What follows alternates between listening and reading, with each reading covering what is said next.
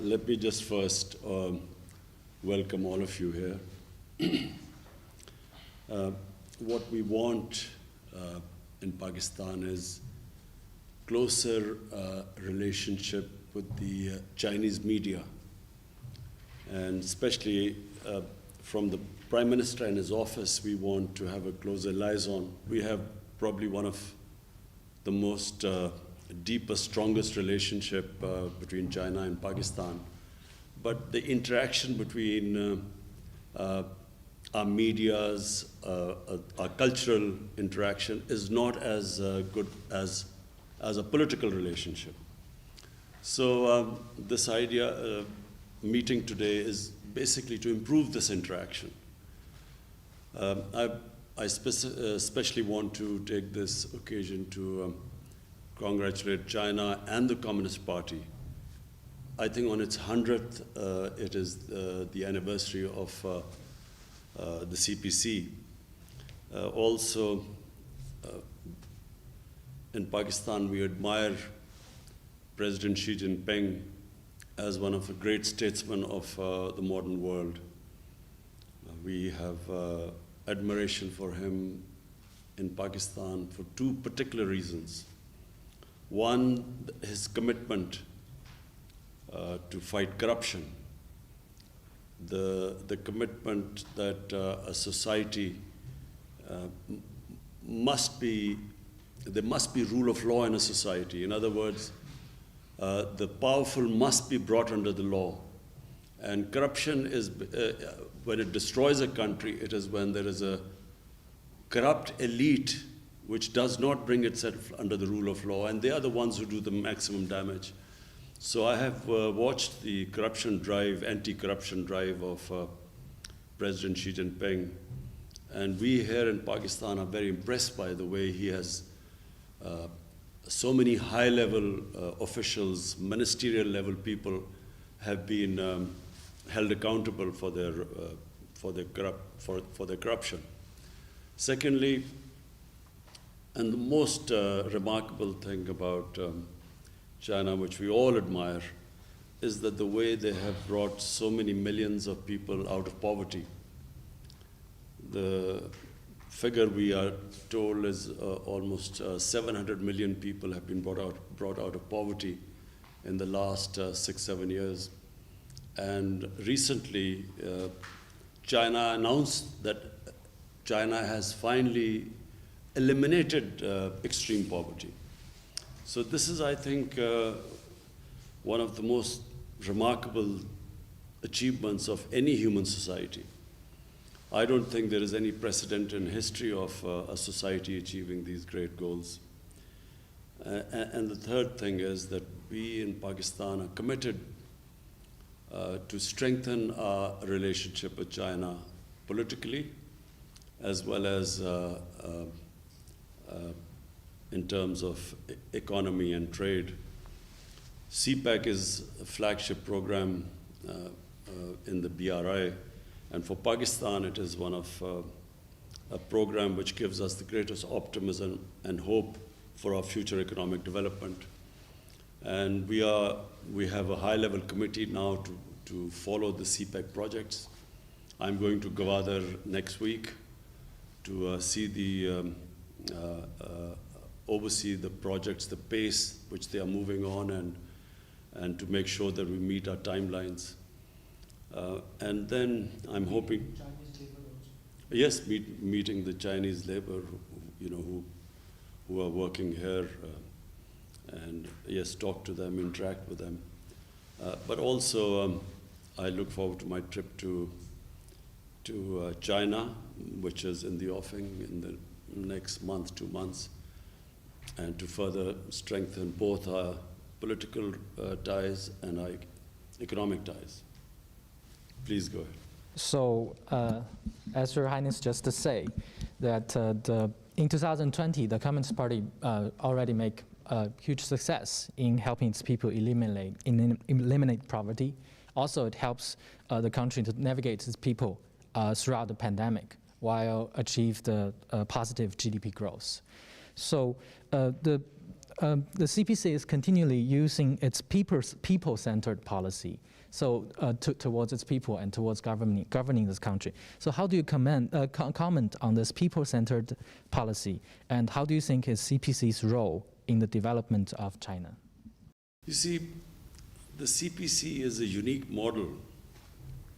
Until now, we were told that the best way of societies improving themselves is the Western system of democracy. And we were told that that is the best way of progress of a society.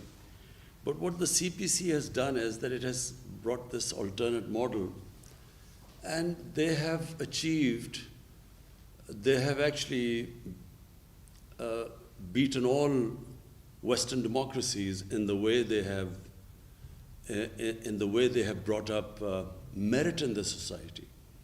You see, what is remarkable, a society succeeds if that society has systems which bring two things forward: meritocracy and accountability.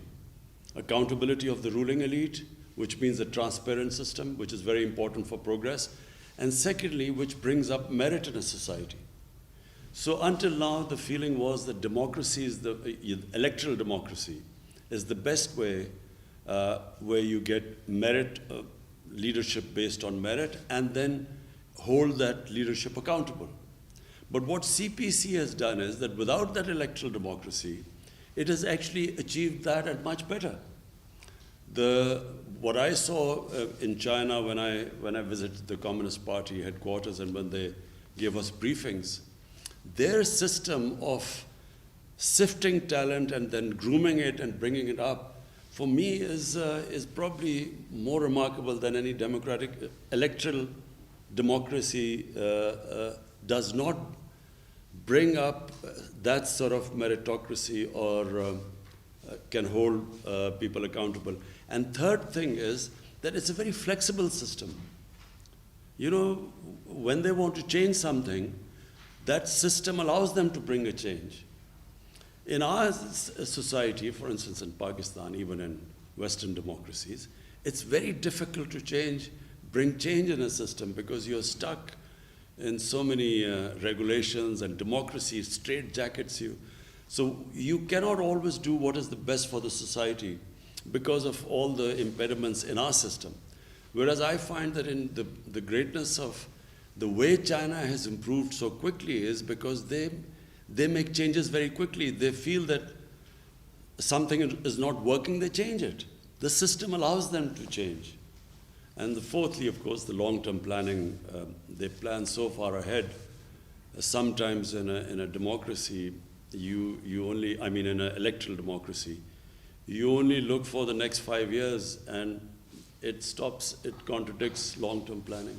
Hi, Prime Minister. Very grateful. Thank you for hosting this meeting online. I'm Liu Shen from China Daily. And I got a question. It's been 7 years since China and Pakistan established the diplomatic relationship as well as the friendship between the two. So among all the projects that the two sides have worked on, where do you see the future development direction and the cooperation direction of the China-Pakistan economic corridor, and which areas could be the focus points in the next few years? And how do you think of the importance of such cooperation for both countries? Thank you. Yes, thank you. You see, for me, where I see this relationship moving ahead, and I mean the economic relationship, because there is the political relationship, which is also very strong and moving ahead. But purely the economic relationship, I see the next phase of CPAC. And the next phase is for Pakistan, which is very exciting. We have these special economic zones. And we hope to attract Chinese industry into these special economic zones by giving them incentives, because in Pakistan, the labor is much cheaper than in China, so we hope to attract that industry which will benefit from our cheaper labor. And secondly, where we really want help from China, and we're already working on it, is agriculture. Because in China, the productivity, your agricultural productivity is much higher than Pakistan. Pakistan is basically an agricultural country. And we haven't really concentrated so much on our agriculture to improve our productivity. So this is the second phase, because almost half our population lives off agriculture.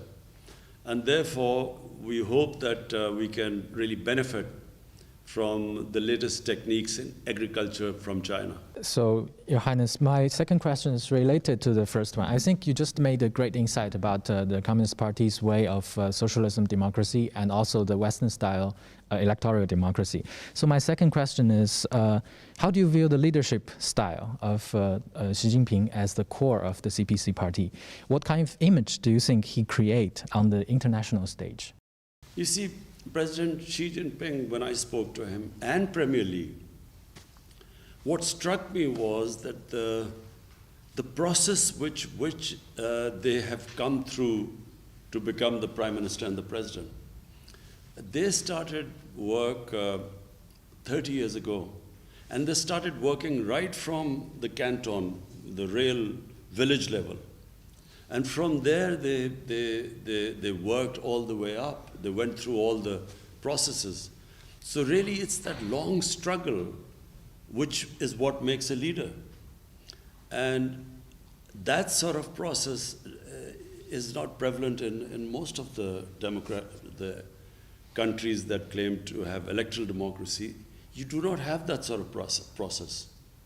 So you look at the American president, he does not go through that sort of rigorous training for leadership like President Xi Jinping and Premier Li.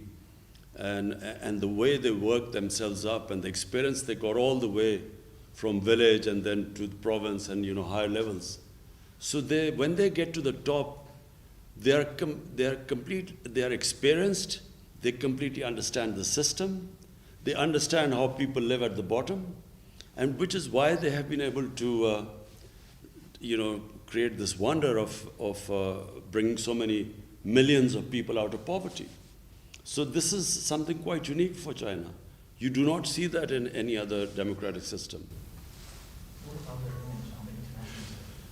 I think, leave alone the rivalry now between America and China, this economic rivalry. But I can tell you that the world, no matter whatever they think of China, because there's a fear of China's economic dominance now. But apart from that, everyone has to admire what President Xi Jinping has done.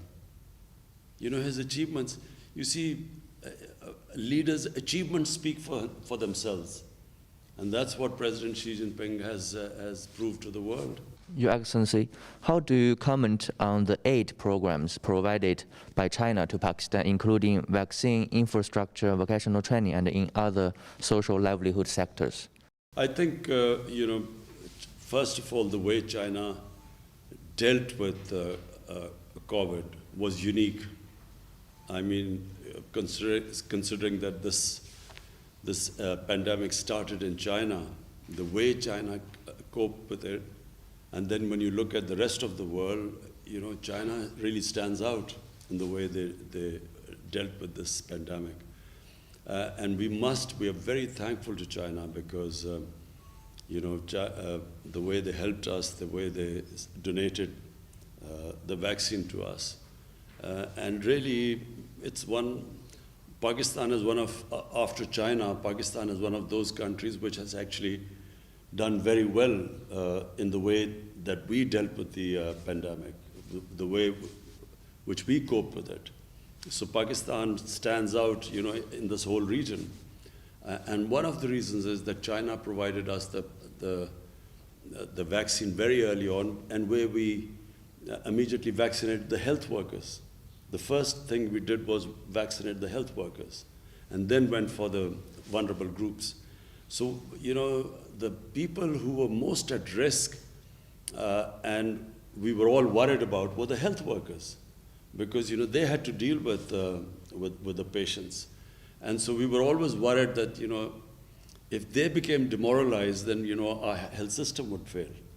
So when we were able to, thanks to China, we were able to vaccinate them, that gave us a lot of confidence. My name is Liu Xin. It's a great pleasure to be able to talk to you, even via Zoom, on this very prosperous occasion when China is celebrating the 100th anniversary of the founding of the CPC. But this year is also a very special year for China and Pakistan, as both countries are celebrating 70 years of diplomatic relations, 70 years of friendship. So I'd like to ask you, based on what you just talked about the uniqueness of the Chinese system and the kind of strong relationship that Pakistan has fostered with China, what do you think the 70 years of friendship between China and Pakistan means for the region and for the world? And where do you see relations going further? How to deepen these already very strong ties? Thank you very much. Thank you. Well, firstly, let me just talk about Pakistan and China first, and then the region. For Pakistan, there was always a very special relationship with China, although our relationship started 70 years ago. But, China, whenever Pakistan was in trouble, whenever I'm in trouble politically, internationally, when we had conflicts with our neighbor, China always stood with us. So the people of China have a special place in the hearts of people of Pakistan. Because everyone here remembers, you only remember a friend who stands with you in your difficult times. In good times, everyone stands with you. But in your difficult, tough times, bad times, you remember those people who stood by you. That's why you will find that in Pakistan, people always have a special fondness for people of China. So this relationship has only got stronger. Even now, politically, on the international forums, Pakistan and China always stand together. And now, when you talk about the region, there's this strange great power rivalry taking place. You see the United States and the United States being wary of China, and I don't need to say all this is now public knowledge. The way China and the United States are sort of looking at each other. So it creates problem, because what United States is doing is it's formed this regional alliance called the Quad, which is US, India, and then a couple of other countries. So from that point of view, Pakistan thinks that it is very unfair for the US or other powers, Western powers, for countries like us to take sides. Why do we have to take sides? We should have good relationship with everyone. And it's not going to happen that if there's pressure put on Pakistan to change its relationship or downgrade its relationship with China, it won't happen, because the relationship between Pakistan and China is very deep. And it's not just the governments, it's a people-to-people relationship. So to sum up, whatever will happen, our relationship between the two countries, no matter what pressure is put on us, is not going to change. How do you deepen these already very strong ties, Your Excellency? Number one is trade. The CPEC it's right in front of you, it's something. It's the biggest thing happening in Pakistan. For us, this is where we think our economic future is moving towards. So this is a big economic feature in Pakistan. And then there's the political relationship. And political relationship has got stronger. And it's got stronger because whatever happens in every international forum, Pakistan and China stand together. Mr. Prime Minister, my second question is about Olympic Games. Beijing will host the 2022 Olympic and Paralympic Winter Games next year. So, Your Excellency, how do you comment on China's efforts to host the Games, and what are your expectations for the Games? Well, I watched on television, of course, the Olympics in China. And you always find that a country that is on the ascendancy, its sports also follows in the same direction. It also, in sporting, China, if you look back, China's performance 30 years ago, and now you compare now in Olympics, China is now the emerging power in sports as well. So the two go together, because all the skills, the institutionalization that goes into a nation building and a nation moving forward are exactly the same in which a nation's sports move forward. Because you compete internationally in sports, the better you become, the better your institutions become, which can sift talent and bring merit on the top. So a small country like New Zealand just now, I know you don't play cricket in China, but a country of 5 million people has just won the Cricket World Championship from India, which has 1.3 billion people. And 5 million people, a country of 5 million people has actually won a championship against them, because they have a very good system of sifting, bringing up talent and polishing it. So countries clearly which institutionalize better, they move upwards, because the system of polishing the talent in the country is better than the others. What about China's efforts to prepare for this game, especially in this difficult time of COVID-19? Well, we are just watching in Japan also they're having problems of hosting Olympics. And there's a lot of problem because of COVID. The answer is I don't know really, because we do not know the trajectory of the COVID situation. You think that you've now got under control, and then you have some Delta variant coming in, and then again people get worried. So world is coming to terms with this disease, this pandemic. So we're not in a position right now to make very firm calculations and decisions about the future right now. So the answer is I don't know. Good wishes are due to China. Yes, we wish them all the best. Your excellency मैं ये पूछना चाहूँगा कि चीन की जानिब से Sinkiang में जो मुख्तलिफ़ इक़दाम उठाए जा रहे हैं, उससे अमरीका और चंद दीगर मगरबी ममालिक की जानिब से नस्ल कुशी करार दिया जा रहा है। और अभी G7 का जो समिट हुआ था, उसका एलामिया जारी किया गया 13 जून को। उसमें हांगकांग, सिंकियांग और चंद दीगर जो चीन के इक़दाम हैं, उस पर बेबुनियाद तनकीद की गई है। तो आपकी इस बारे में क्या राय है? You see, first of all, our interaction with the Chinese officials, that version of what is happening in Xinjiang is completely different to the version of what we hear from the Western media and the Western governments. So, because we have a very strong relationship with China, and because we have a relationship based on trust, so we actually accept the Chinese version. You know, what they say about their programs in Xinjiang, so we accept it.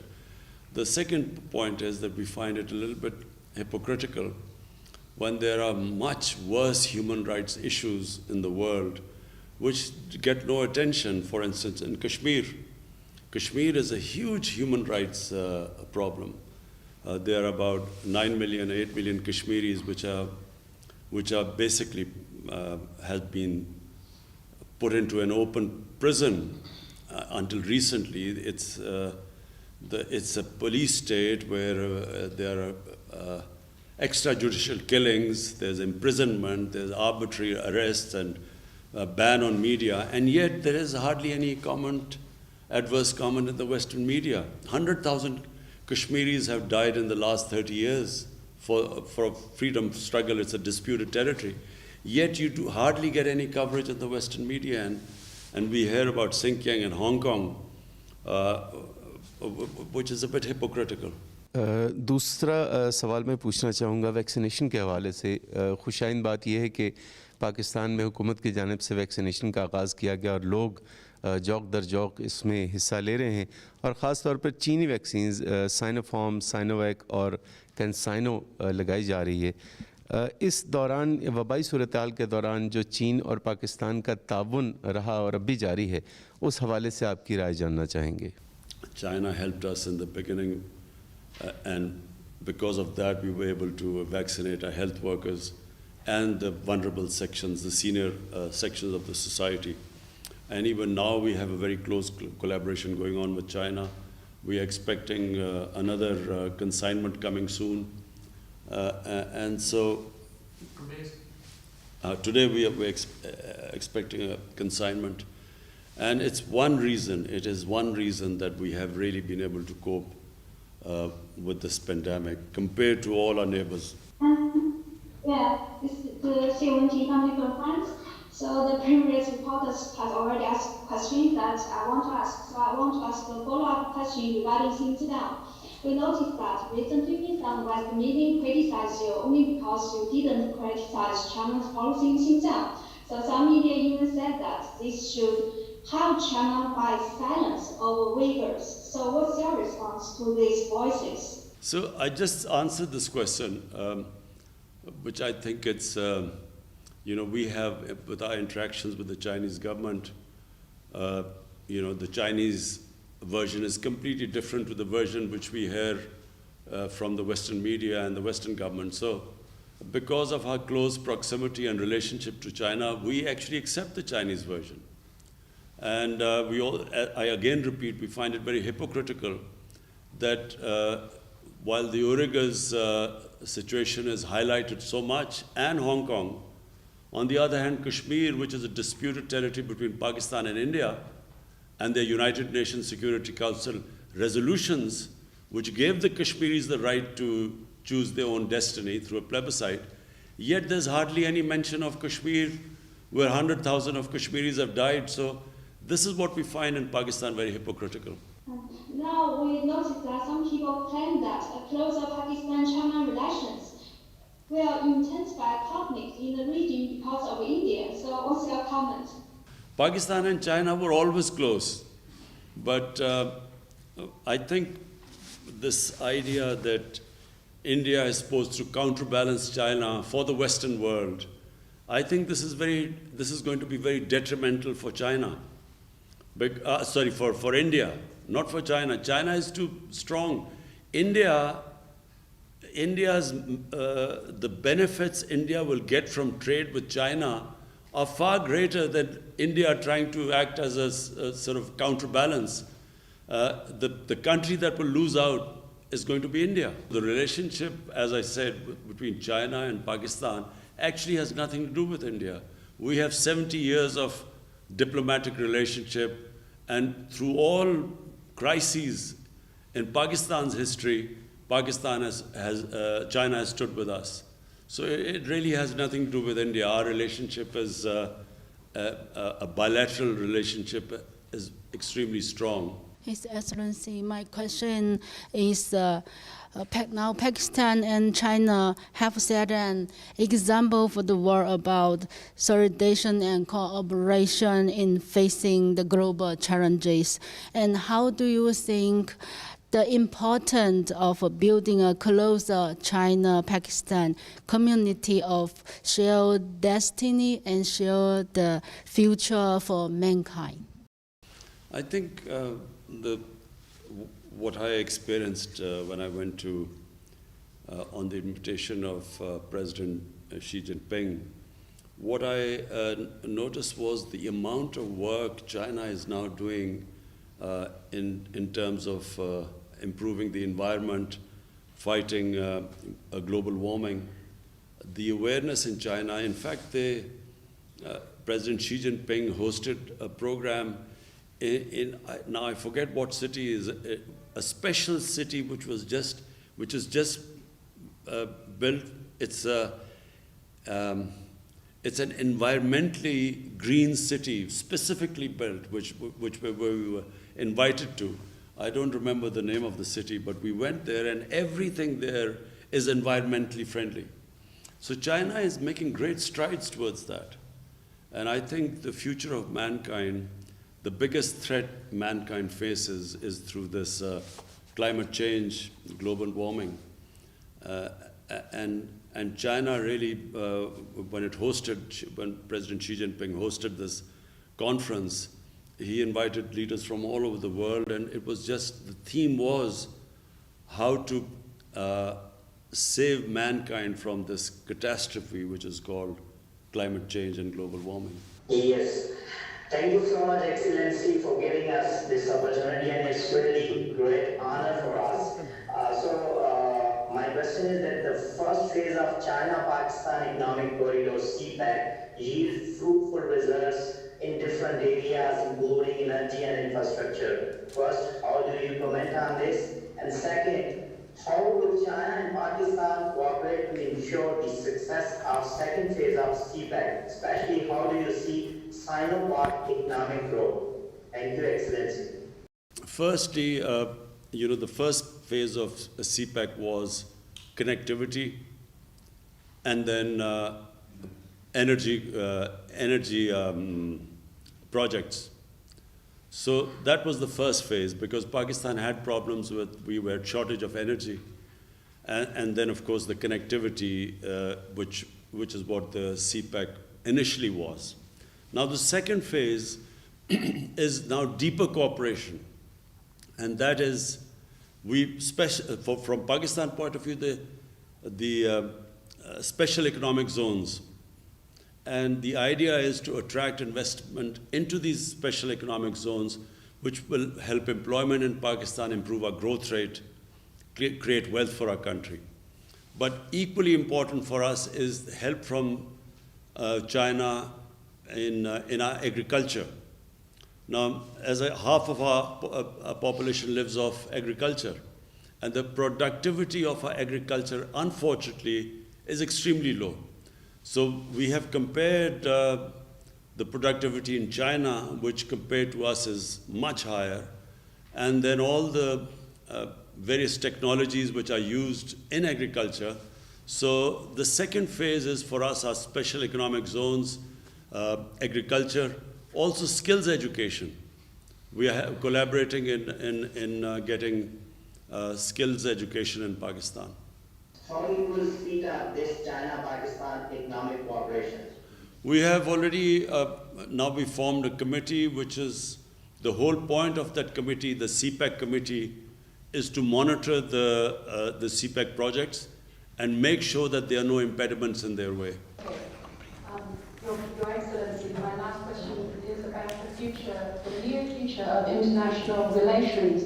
As we're seeing with the new U.S. administration, there seems to be the talk of alliance of like-minded countries to counter some kind of other system or country.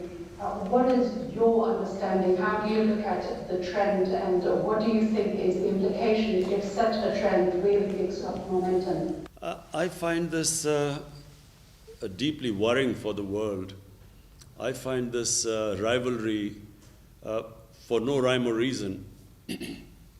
I find this worrying because then, just like in the Cold War, the world was divided between the Soviet camp and then the American camp. And so it created a lot of problems for countries who, they had to choose sides, either one side or the other. And then, for a short while, there was this, the whole worry was this war on terror. And the whole world was somehow involved in fighting terrorism. And now we see this emerging rivalry between China and the Western countries led by the US. Again, it's worrying. And people in Pakistan, we ask ourselves the question, why do we have to choose sides? We have a very deep relationship with China.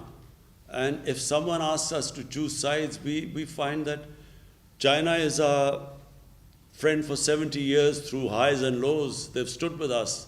So people in Pakistan have this great faith and trust in our friendship with people in China.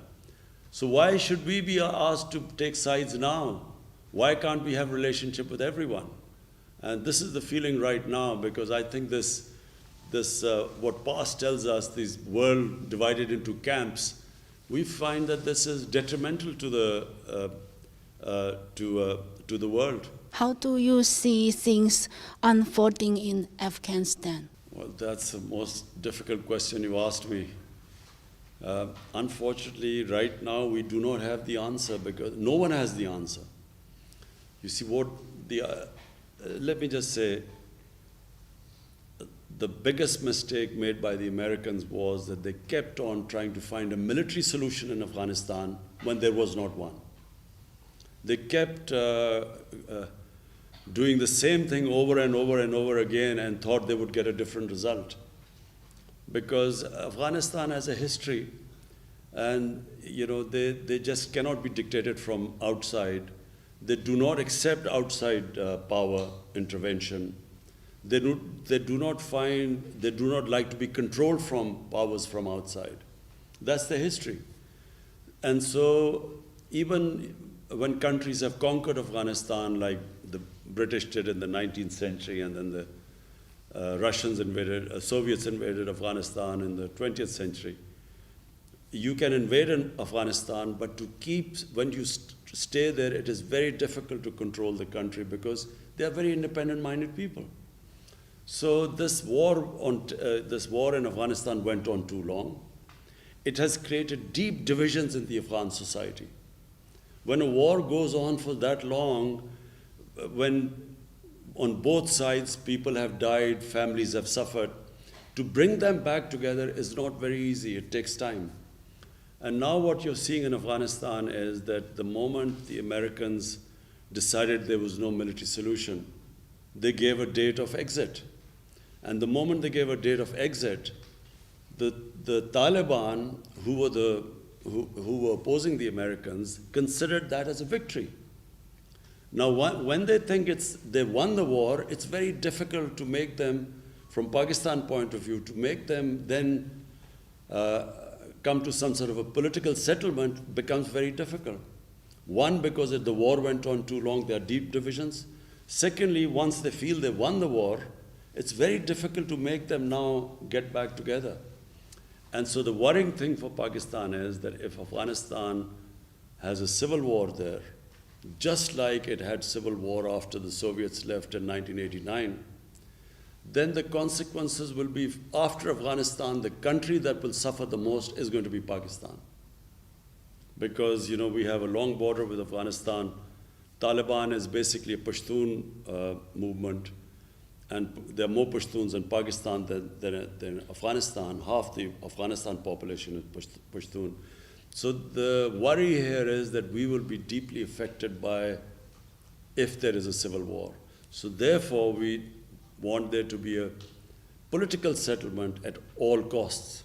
So before concluding this session, I would like to inform the media that Prime Minister has written a special congratulatory letter to to President Xi on CPC's 100 years anniversary.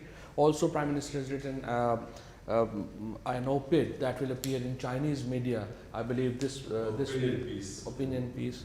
And also, keeping in view the close relationship and the kind of the way CPAC is going, we will interact with Chinese media more regularly, and we will keep inviting friends from Beijing, Shanghai, and also from here. And thank you very much for being part of this session. Thank you.